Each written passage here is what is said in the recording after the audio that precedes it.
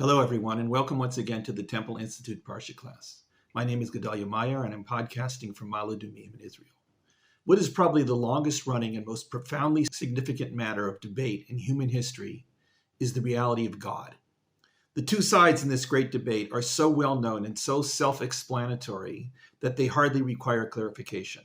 On the one side are those who believe in some sort of deity, and on the other are those who don't. What could be simpler? This debate will probably never be solved, as the issues are too deeply rooted in human culture and knowledge to ever be hashed out to everyone's satisfaction. Not only that, but the two sides are so convinced of the obvious correctness of their opinion and the obvious incorrectness of the other that neither side really considers it a debate at all. Nevertheless, the debate is still raging for those who care about such things. Throughout history, it has taken many different courses, including the merits and demerits of a polytheistic belief versus those who advocate for monotheism. Monotheism emerged triumphant from this ancient clash of beliefs, at least within monotheistic cultures, largely due to the founding influence of Judaism and the vast spread of Christianity and Islam around much of the world. Of course, those religions have debated endlessly on the nature of the one deity and fought many wars over who got it right. It was the advent of modern science introducing the relatively new idea of no deity at all that produced the current version of this great debate. Simply stated, science saw no need whatsoever for any deity, since the laws of nature, however they came to be, answered all questions and erased all mysteries. But it obviously didn't, at least to those who believe that the holes in the scientific explanation of things are so large that the need for God is just as strong as it ever was. There is the question of the origin of those laws of nature, to say nothing of the origin of the universe, which obeys those laws. There is the question of the profound sense that life and existence have some sort of ultimate meaning and plan, and are not simply a series of random events that have no purpose whatsoever. Finally, there is the related sense of the apparent freedom of human choice, a power that has no place in the godless world of modern science.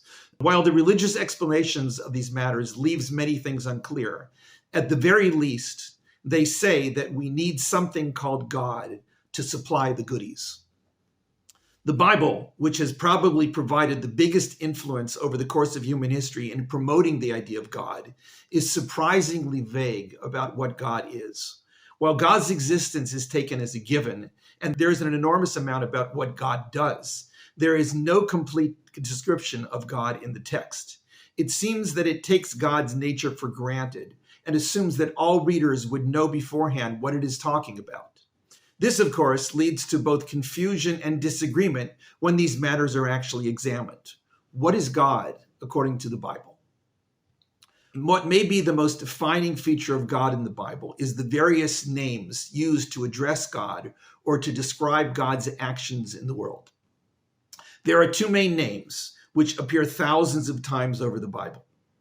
The first in order of appearance is the name Elohim, which is usually translated simply as God. The second is the four Hebrew letter name of God, which Jews no longer pronounce and refer to as Hashem, meaning the name. The ancient custom to translate this name as Lord has long been adopted by Christians and by some Jews. Many have wondered why both of these two names are necessary and what the difference is between them. Why doesn't the Torah simply use one name for God? Confusing matters even more is the fact that certain stories or events or statements in the Bible use one name exclusively and leave out the other altogether. Then there are numerous other examples switching between the two names. There is even the situation in the second and third chapters of Genesis in which the two names are given together in the sequence Hashem Elohim. Furthermore, there are a few stories in which things appear to be told twice, first with one name and then later in a slightly different version of things with the other. This week's Parsha is called Vayera, which means and appeared. It is an incomplete phrase which only makes sense when combined with the next two words to mean and Hashem appeared to him, in reference to Abraham, who had just gone through the difficult experience of circumcision at the end of last week's Parsha. It happens that throughout the entire circumcision section, God is described only with the name Elohim and never with Hashem. The beginning of this week's Parsha, which follows immediately after that experience, uses the name Hashem exclusively and never Elohim.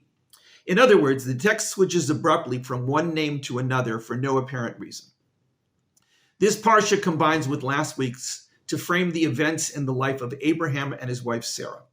After this week, they fade into the background of the story, though Abraham's name comes up frequently. The main events they go through in Vayera are the announcement that Sarah will give birth to a son in her old age, the destruction of Sodom and the surrounding areas, and the dramatic escape of Abraham's nephew Lot, the driving out of Hagar, the second wife of Abraham, along with their son Ishmael, and finally the famous binding of Isaac, the son that Sarah bore, who came within a hair's breadth of being slaughtered by Abraham as an offering at the express command of Elohim. Anybody who says there isn't much happening in this Parsha probably hasn't read it very carefully.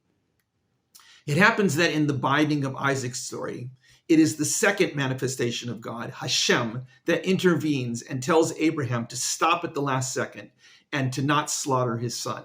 This is a stark example of the two names seemingly conflicting in what they want out of their faithful servant Abraham.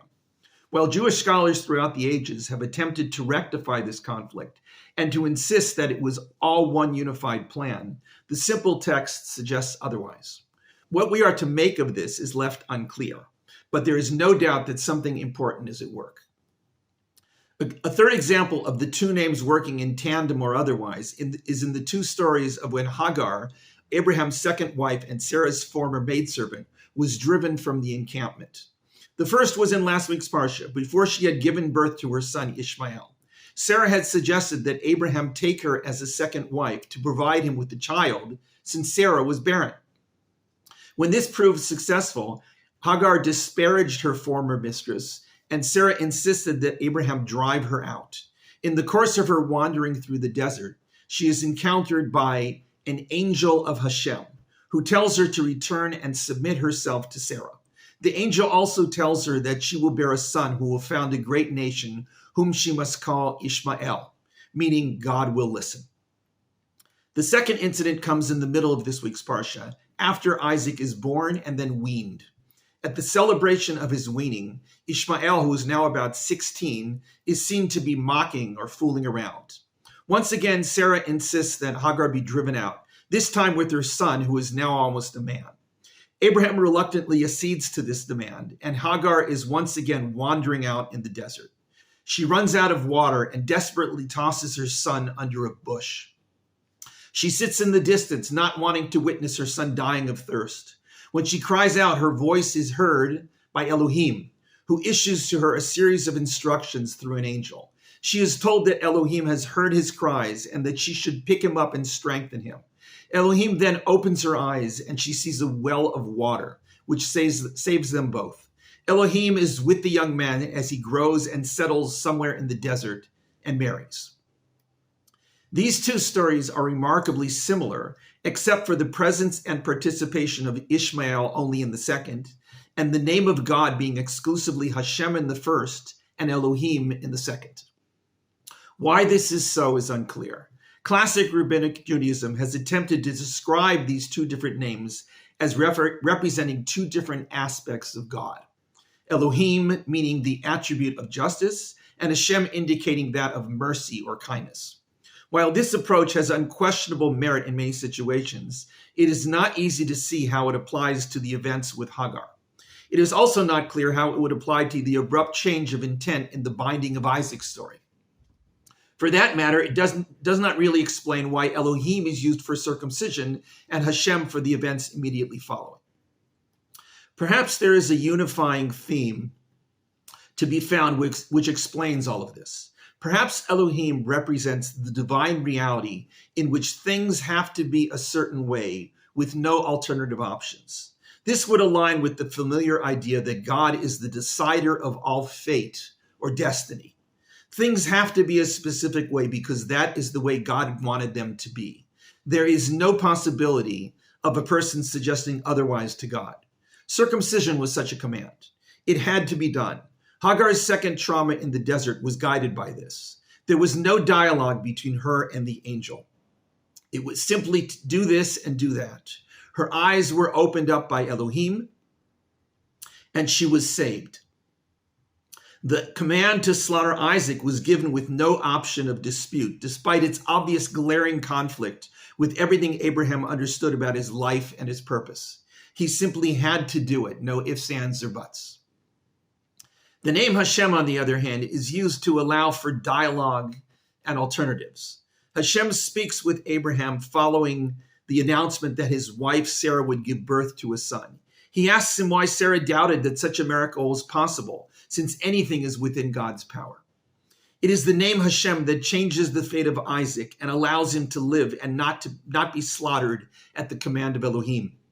Hashem is the name used to speak to Hagar and ask her where she was going. The angel advises her to return and submit herself to Sarah, and then her future fate can play out. While it is not entirely clear if this explanation of these two primary biblical names of God really works in these cases and elsewhere, this suggestion may be a path towards some understanding of this mysterious issue. God is the greatest mystery of all and may not fit into any perceived box, no matter how much we wish it were so. God may work in one way for certain people or situations, and in another for others. This does not suggest more than one deity, but that the single God be perceived by us in different ways. If God seems to us sometimes to be a blind force of destiny, and at other times to be a voice that we can speak to when we are in need or inspired to forge our own destiny, so be it. Perhaps that combination of destiny and choice is the conflicting unity that rides within everything we go through in life. Shabbat Shalom.